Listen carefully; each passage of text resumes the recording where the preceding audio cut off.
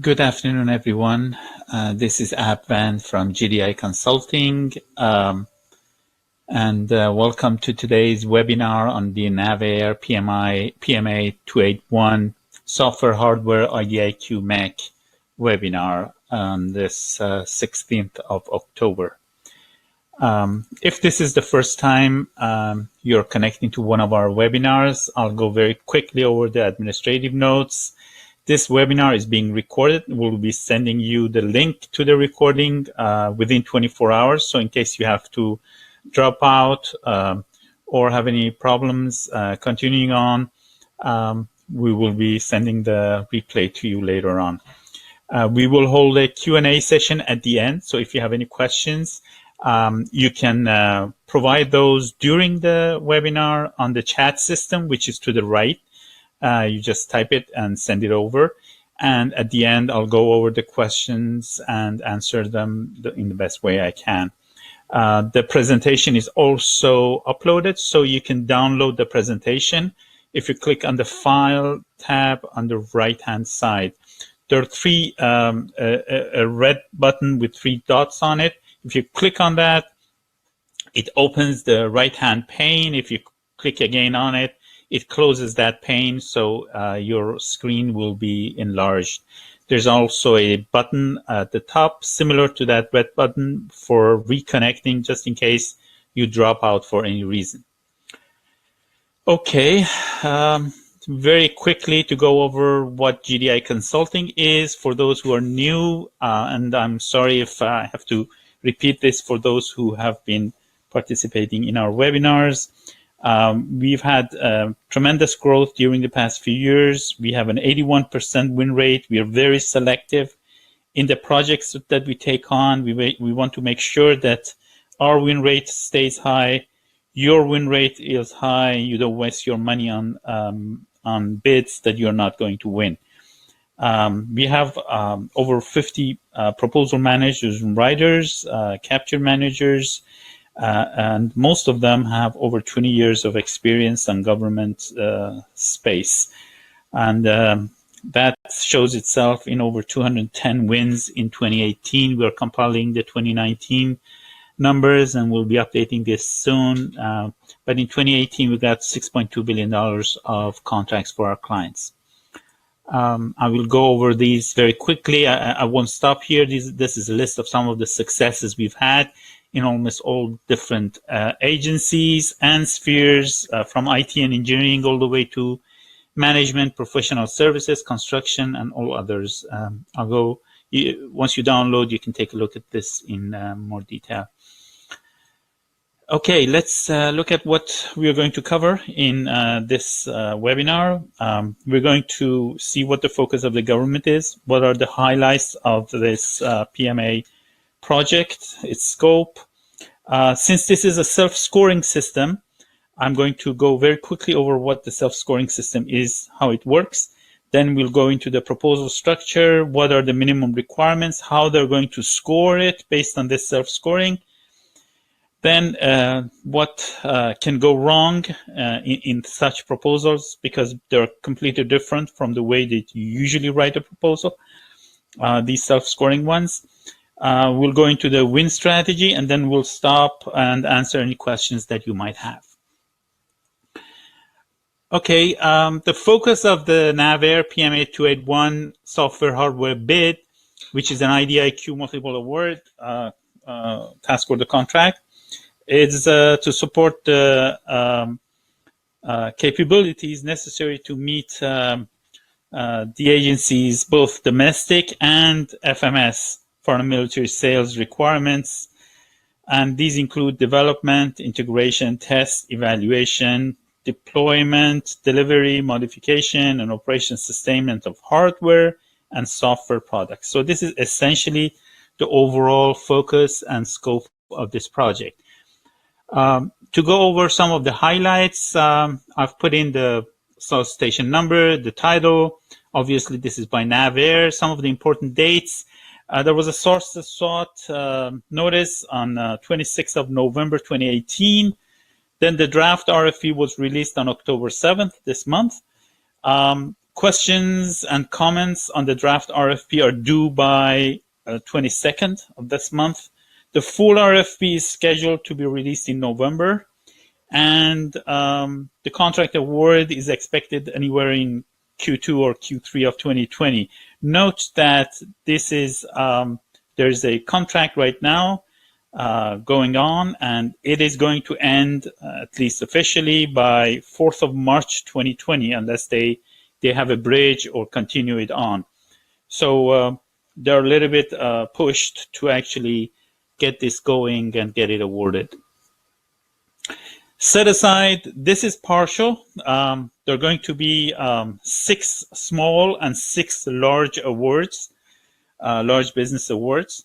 So for those businesses that are small, they need to be small under 541511.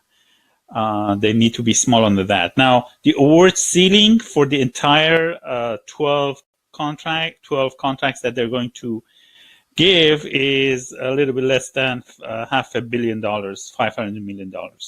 Period of performance is 5 years, and place of performance is not set right now at the MAC level. They're going to specify that based on each TO.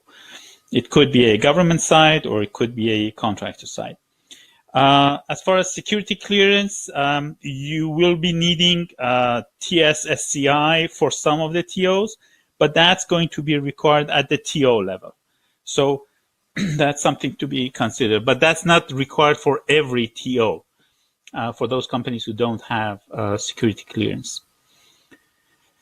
Okay, if we go very quickly over the scope of this MAC, IDIQ MAC, you'll see that it's listed, nine of them: development, evolution of naval mission planning systems, of capabilities and components, the same for international programs and FMS, common control systems, theater mission planning center, Washington planning center, air wing ship integration, upgrade and maintenance of the PMA 281 provided products, and then design, support, upgrade of software hardware solutions for fielded systems using COTS and GOTS, commercial off-the-shelf and government off-the-shelf products.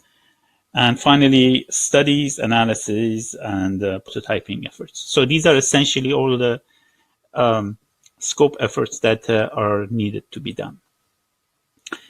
A few words about the incumbents. As I said, this is an ongoing project. The original project is much smaller. As you can see, the value is 98 million, nearly 100 million. Now it's going to be 5 times larger. So it's $500 million nearly.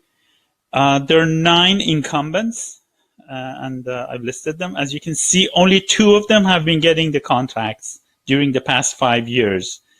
This was awarded in 2015, and it's going to finish on 4th of March 2020. But if you look at how well they've done, you'll see that only Raytheon and DCS have received any major task orders. One is 8.35 million, and the other is 6.12 million. The others are just, they're not task orders, any of them. So as a whole, this has not been a very active bid during the past 5 years, but the fact that they have multiplied it by 5 as far as the value of the contract is concerned, and also added a lot of new material. I'm not going to go into the details of the scope, but there's a major change in the scope of their requirements compared to the previous ongoing project. So this does not mean that since only about $14 million out of the $100 million was obligated, it's going to be the same problem with this new one. It's a complete change now. But it's good to have an idea how it's been going. Okay, let's go into a little bit about self-scoring, just in case anyone participating is not familiar with the self-scoring system. This has been going on. It started with GSA. It's now going into other agencies as well. I guess most have heard about Oasis. Alliant is out now. HCATs, VETs 2. These were by GSA, but at the same time, I think one of the leaders outside GSA has been NAVFAC. NAVFAC was actually one of the first agencies outside GSA to use this. We helped a client 2 years ago to win a large $990 million similar project with NAVFAC. And at that time, it was a hybrid. It was self-scoring plus writing some material, but now they've gone fully into the self-scoring system. Now, the way the self-scoring system works is that the government has essentially put the burden of the work on us instead of themselves. What you do is you assess yourself and fill out the self-scoring spreadsheet. Then you substantiate based on the requirements that the government says and the scoring system that they give. You fill out that self-scoring sheet, and then you substantiate your claims by providing the documents. So at the end, you're telling them, hey, this is my score, and this is the reason, this is the substantiation. And the way the government is going to review it is, first, they'll weed out anything that is non-compliant. They'll remove all of that. That's their first line of defense, and we're going to go into that because compliance is really a major problem in these. And then after they weed out those non-compliant ones, that they just rank the proposals based on the self-scoring that each company has done himself. Once they rank them, they start checking the substantiations. If the substantiation is properly done, you're there. If not, they just pick the next one. So in this case, they're going to pick the first 6 large businesses and first 6 small businesses. So they're going to look at the score and do it that way. So as I said, it's really important to make sure that you're compliant and are not put aside without looking at your proposal. And we'll get to that a little bit later. Okay, now for this one, so far, if they are not going to change the scores, because they do sometimes, the way it works right now is like this. The total score for this PMI project is 119,000. So this is the scoring maximum score that a company can get. And it's been divided into 3 sections: relevant experience projects, critical questions, which is 35,000 points; relevant experience project, corporate experience and past performance, which is 81,000 points, largest; and then corporate application, which is 3,000 points. And we're going to get to each of these, what they are, how we should actually maximize. So essentially, it's 3 different sections. The most important is, as you can see, the corporate and experience and the past performance, which is 81,000 points. So we're going to go into that. So, but this is essentially the general numbering and scoring system. Okay. The proposal, as far as the structure is concerned, is just 3 volumes. Volume 1 is general, which is essentially the administrative stuff, SF 4049 and reps and certs. Volume 2 technical is all of that that you get the score for: relevant experience projects, critical questions, corporate experience and past performance questions, and corporate application questions. So all of these 3 scoring elements go into volume 2 technical, and then volume 3 is cost price. Of course, they're going to look at that, but excuse me, the most important part is that technical, but cost price is important too. Okay. Let's look at what the minimum requirements are. The minimum requirements for this project, this is not spelled out the way, this is not the way that the RFP spells it out, but I wanted to be helpful, so I have pulled things from different areas. First of all, you must have a DCMA approved accounting system. If you do not have that, they're not going to award it to you. So That's the first thing you need to have, a DCMA approved accounting system. Next, you need to have 4 projects, and all your score is based on those 4 and only those 4 projects. So out of all the projects you have, you need to pick the 4 that will give you the highest score. However, before that, there are some minimum requirements for those 4 projects that you're going to get your scores from. First of all, they can be single award. They can be task orders under multiple award or single award IDIQs or BPAs or delivery orders. All of that is acceptable. They can be prime, or they can be, you could have been the principal subcontractor on a job, that's acceptable too, or you could have been a JV. So all of those, as the project owner, are acceptable. Now, also, obviously, you can't bring in a construction project and say, here it is. It must be in line with the software and hardware development, procurement, or sustainment and similar jobs that this RFP is after. Now, here the catch is where it gets harder.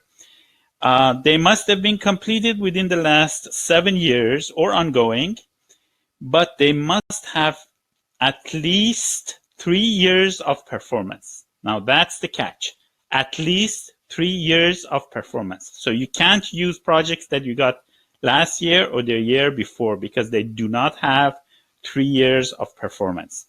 So you need to pick projects that have at least 3 years of performance.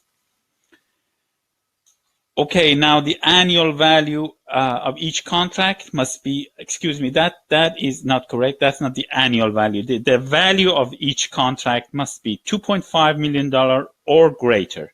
Now, that if it's a completed project, that means how much was actually obligated, because sometimes much less is obligated. So you have to look at what was obligated. That's the amount. It must be over $2.5 million.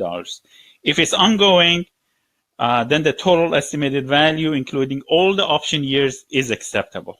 Even though you might not, have done, say, 20%, 30% of it, remember that you need that 3 years of performance anyways. But still, the total value must be over $2.5 million. So that annual value is a mistake, is a typo. The total value of each contract must be over $2.5 million. Now, the RFP, the draft RFP, is quiet on whether we can use commercial or state contracts. So that's one of the questions that should be asked from the government before the due date for the questions, whether companies can use their commercial or state or other types of contracts. But these are essentially the minimum requirements that you need. Now, let's go deeper into volume 2, which is the technical side, and see how those points work out and where you get those from. If you remember, there were 3 sections. The first section was called critical questions, and that's 35,000 points. Now, there are 7 questions that they call critical questions, and each of these 7 give you 5,000 points. Now, remember, throughout volume 2, except the last part, which I will tell you, we are talking about only and only 4 contracts that you have picked. So you can't pick one contract for question 1 and one other contract for question 2 and another contract for question 3 and go on and on. You only have 4 contracts, 4 projects with all those requirements that I gave you previously, I showed you here with regards to, say, 7 years, 3 years of performance, 2.5 million, all of that. And they must cover all these. So these seven different questions must be answered by those 4 projects. It doesn't mean that you can bring in 7 different projects, for example.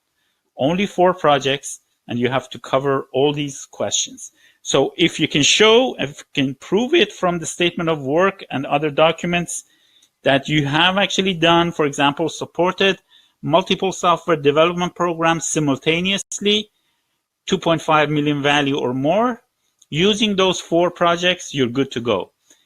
Whether you've developed architecture models using industry-based and consensus-based tools, whether your facility has the ability to handle and protect classified and unclassified information at the level identified.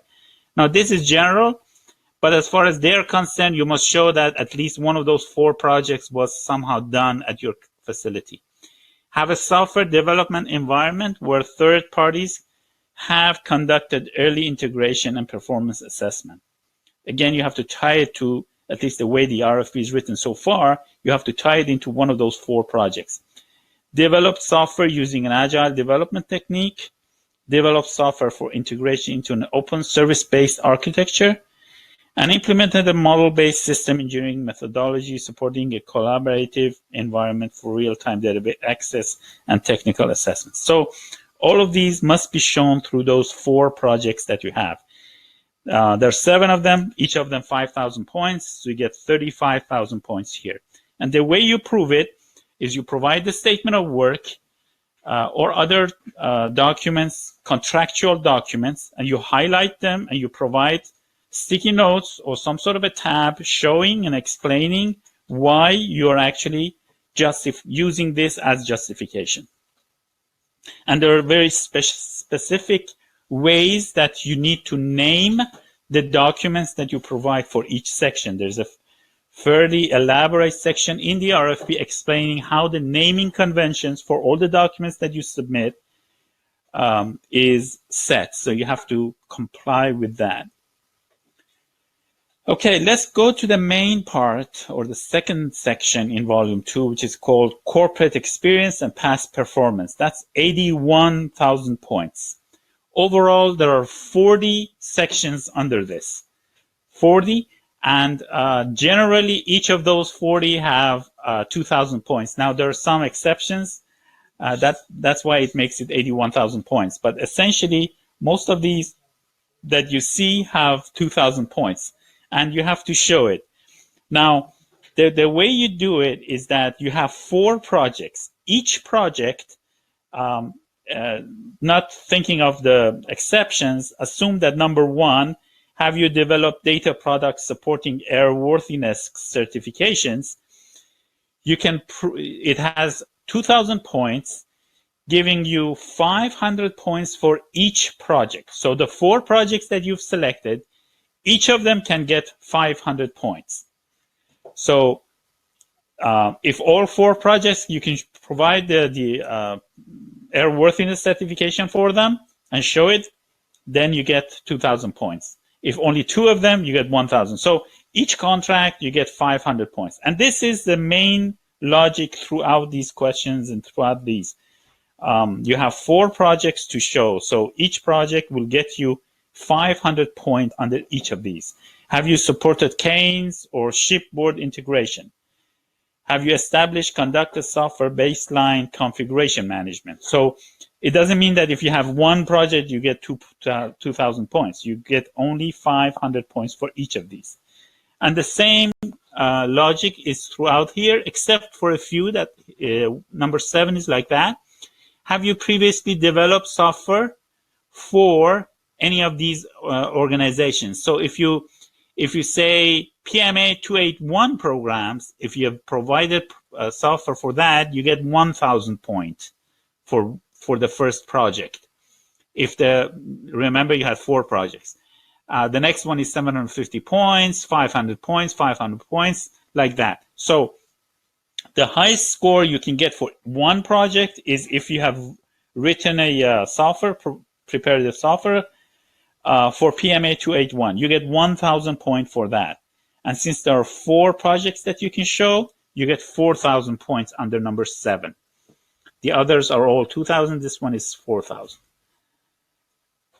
Same for number 8. If you've provided hardware for PMA 281, you get 1,000 points. And since there are 4 projects, you get 4,000 points. If you have not done that for PMA, but you've done it for NAVAIR or for Navy, the score is decreased, but you get some score as that list goes.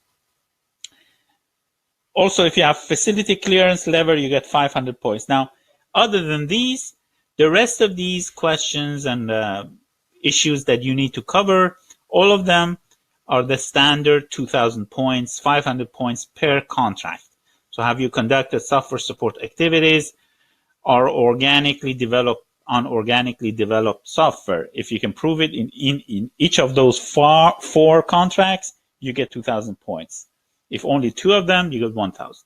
And the same logic goes throughout this for the 40 questions or 40 subject areas that you have to cover.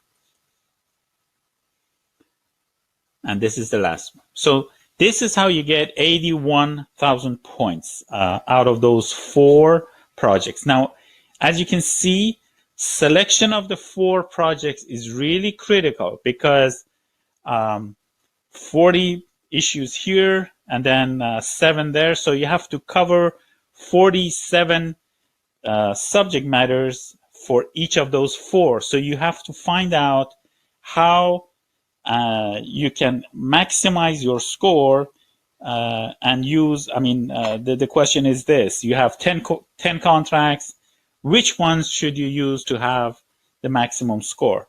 Because it might be strong in one area, but lacking another. So creating a complete gap analysis forms and working on this is really essential. And we'll get to that a little bit later on. Okay, this is the last part of volume 2. It's called corporate application questions. You get only 3,000 points. This is not relevant to any of those four contracts. This is essentially based on your company's capabilities. Whether you have approved purchasing system, whether you have FPRA, FPRAR, or approved billing rates, whether you have acceptable estimating system, and whether you have an approved property management system. Now, for all of these, you need to have DCAA or DCMA approval letters. So if you don't have those letters, you don't have it. And you get 500 points for each. You get 2,000 points there. With regards to CMMI, if you have level 5, you get 500 points. Level 4 and 3, you get less points. So maximum is 500. And then if you have ISO 9001, you get 500 more. So the maximum you can get here is 3,000 points. And for all of these, you need to provide all the official letters that justify that you do have these, and it's fully spelled out. And as I said, the naming convention for all the documents is also, again, very important. Finally, volume 3, cost price. There's a spreadsheet that you have to fill out for the cost plus and FFP line items. The FFP line items are actually claims 14 and 17, which are, you fill out section B for that. But the rest of it is filled out in that Excel spreadsheet that you have to fill out. There is an SLOC tab. It's called SLOC Inputs tab on that spreadsheet. And there you have to go into columns I to L and put in the numbers there. The numbers you put in are proposed productivity. That means how many lines of code you can write per hour, proposed fully burdened labor rate, proposed hours, and proposed cost, which is the multiplication of all these. So this you need to submit for the line items that they have provided. You also need to provide a narrative in the cost volume, which in it you explain anything in additional costs that you have assumed and you think you will be incurring, and you have to explain that here in the narrative. So that it's essentially straightforward cost, price, volume. Okay, now that we've seen what the RFP system looks like, let's look at what can go wrong. The most important or the most crucial factor in self-scoring systems is compliance. It's really important, and don't underestimate it. I just finished working on a OASIS unrestricted proposal for a government contractor. It's one of the top 10 defense contractors in US. And if I give you the number, there were more than 50 mistakes made in their proposal when I did the review. And I did 3 rounds of review for them.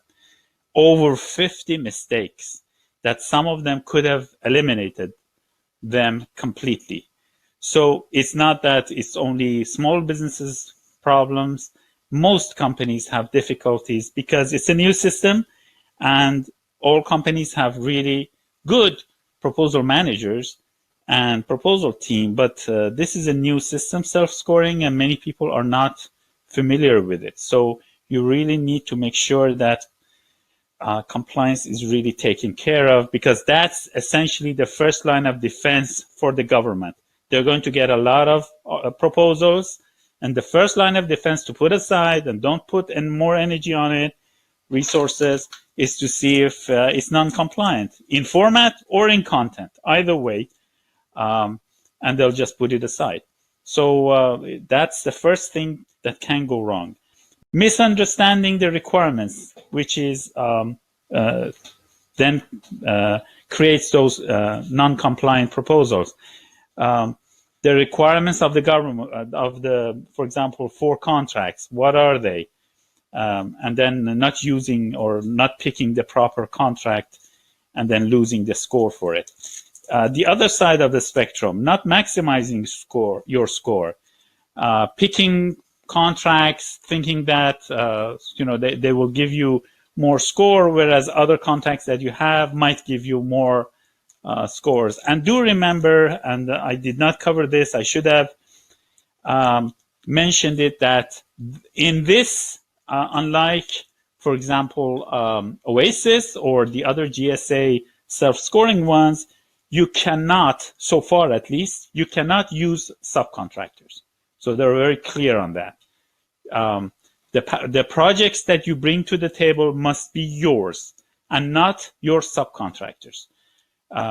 You can create a JV, that's no problem, but as far as major subcontractors, they have said that you can bring in a major subcontractor, but as far as scoring, so far it seems that they have not covered that. Now, that could be one of the questions and one of the comments that at least small businesses might want to pose to the government, to the Navy, and ask them to open this for at least small businesses so they can bring in subs and strengthen their position. But so far, from our understanding, you cannot bring in subcontractors and use their projects. So those 4 projects must come from you.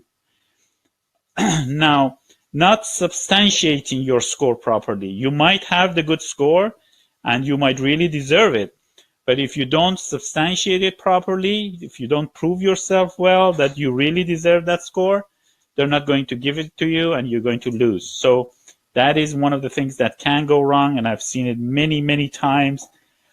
We did over 40 small business Oasis 2-3 months ago when Oasis Pool 1, 3, and 4 were bidding. And that was one of the major mistakes that we picked up in our reviews. People were not substantiating their score properly, even though they deserved it. And then stretching the score too far. Now, this might turn into a disqualification. So that's something that you must be careful about. Even if they don't disqualify you, the evaluator, when they see that you're stretching something too much, then they look at a suspicious way on the rest of your proposal as well. So don't do that. Try to provide sufficient justification so that it's very clear and concise that you really deserve that. Now, I always show this to our clients for self-scoring. Unfortunately, I don't have numbers for the recent HCATs. We got 3 contracts for our clients on HCATs, but this is the previous HCATs by GSA. But the important thing is HCATs like Oasis and like the PMA 281, they all have the same self-scoring system. This shows how many companies were eliminated for being non-compliant.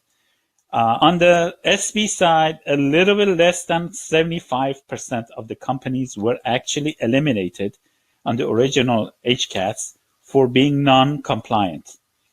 And don't think it's only small businesses. Look at the large businesses. Large businesses, nearly 50% were eliminated due to non-compliance.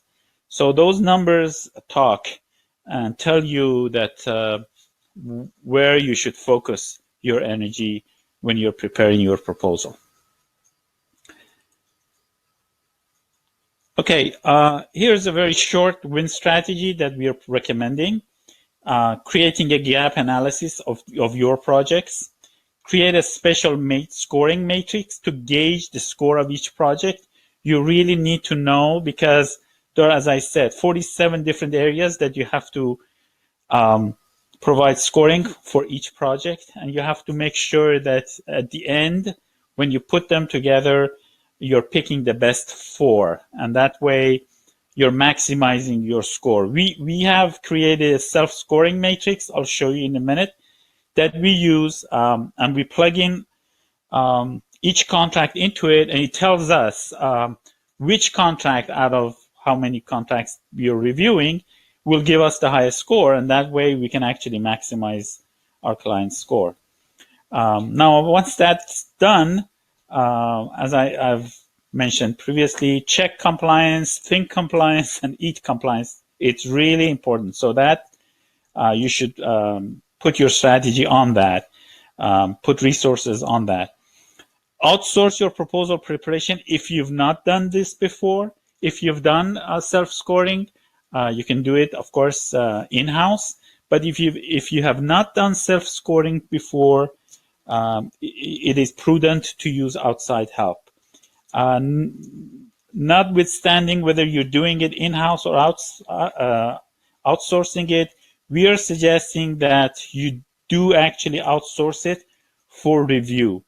And when I say outsource it, not necessarily to a proposal company like us, if you have other resources, but it's really important to have a second set of eyes who have done this type of work before to really go through what you've done yourself and make sure that, again, you're compliant. So it is important in that respect. Now, before going into our services, let me share my screen and I'll show you what our scoring matrix looks like, and you can create one for yourself. Okay, let me share it.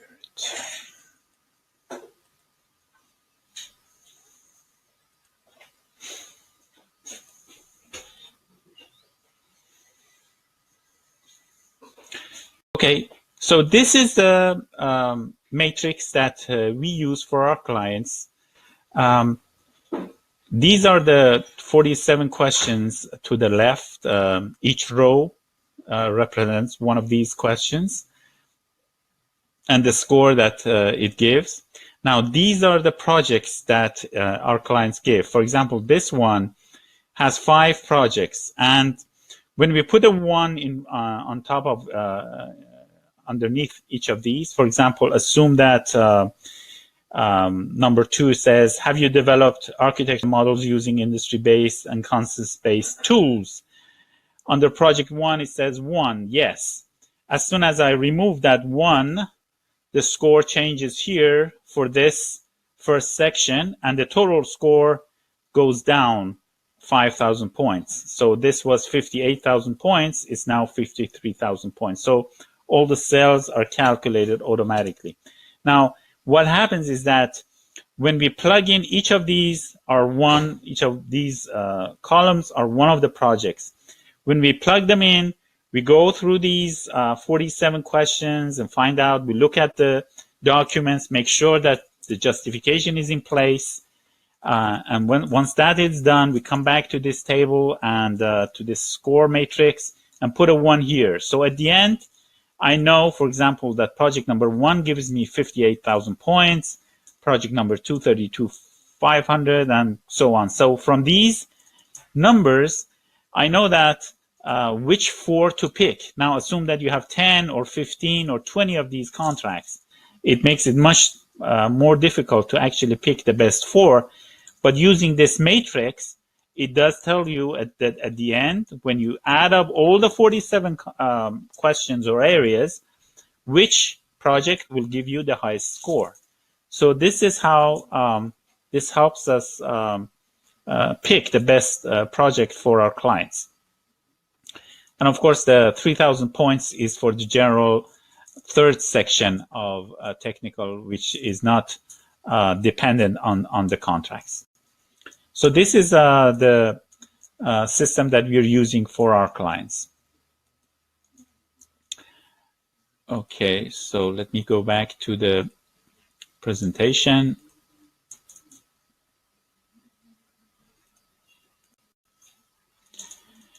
And the services we can provide. So we can actually work on the documents if you're short-handed as far as going through all the documents and reading and finding out where they stand within those 47 different areas and how you score. We can do that. We can do review and auditing, which is essentially in cases that you prepare the proposal yourself and we review it for you. We usually do compliance checks and then score optimization checks to make sure that your score is high enough. And then we also do full proposal development, of course, which is scoring, assessment, and optimization, going through all the documents, and then full proposal assembly, filling up all the forms that I did not go into details. There are a number of forms that you have to fill out for each contract. Cradle to grave, we prepare those. And then full and multiple compliancy checks we do. So these are the different services we provide in case you're interested. And we've put in mine and Maroon Freedy's, our VP of Business Development, contact info here. If you have any technical questions, please feel free to contact me by email or phone. Or if you want an offer or anything like that, feel free to go and contact Maroon. I guess Steve is online too. Steve, can you take care of the question answers, please? Well, good afternoon, everyone. We have so far one question, and that is, where would one find the scoring spreadsheet? Okay, the scoring spreadsheet, not the one I showed you, that's in-house, we've prepared, but the government has. In the RFP documents, there is an Excel sheet that does have that scoring sheet that you're referring to. So if you go to the FBO website and download the documents, one of them is this scoring sheet and does have all the numbers in it. So you can use that. Okay. I don't have any other questions on my chat box. Okay, I did receive one by email saying that, do you know when the government is expected to drop the full RFP? So far, we've heard that they're going to drop it in November. They're a little bit squeezed. If they're not going to extend the previous contract, they have to award before the 4th of March. I have noticed that Northrop Grumman, one of the incumbents, does have a contract ongoing until January 2021. In other words, one of their TOs is going all the way to 2021. But as far as the main MAC is concerned, it's going to finish by 4th of March 2020. If they don't create a bridge or extend it in any ways, then they have to move quickly. So everybody is talking about November dropping of the RFP, and then perhaps due date being December. Okay, let's see. The next question is, how do we ask the government for permission on using subcontractor in projects to increase the score for small businesses? The questions and comments are due before October 22nd, so you do have time. And we suggest mentioning this, that even though the government is looking to find the best contractors, including small businesses. But due to the fact that the scope and the breadth of the requirements for the execution of the contract is very, widespread and deep. So bringing in subcontractors can be, can be helping the government in the actual implementation of the project. So therefore, we ask that the government accept that at least small businesses be allowed to provide subcontractors projects. They haven't said that you can't have subcontractors in the execution, but obviously having subcontractors, use of subcontractors projects, one of those 4 projects is a major help. So you really need to ask the government to allow you to do that. Okay, Ab, is there a deadline to submit the scoring sheet? The scoring sheet and the proposal, the proposal means the scoring sheet. So the proposal is essentially a scoring sheet plus lots of documents that you create in PDF format, name them properly, and submit. So that's the proposal.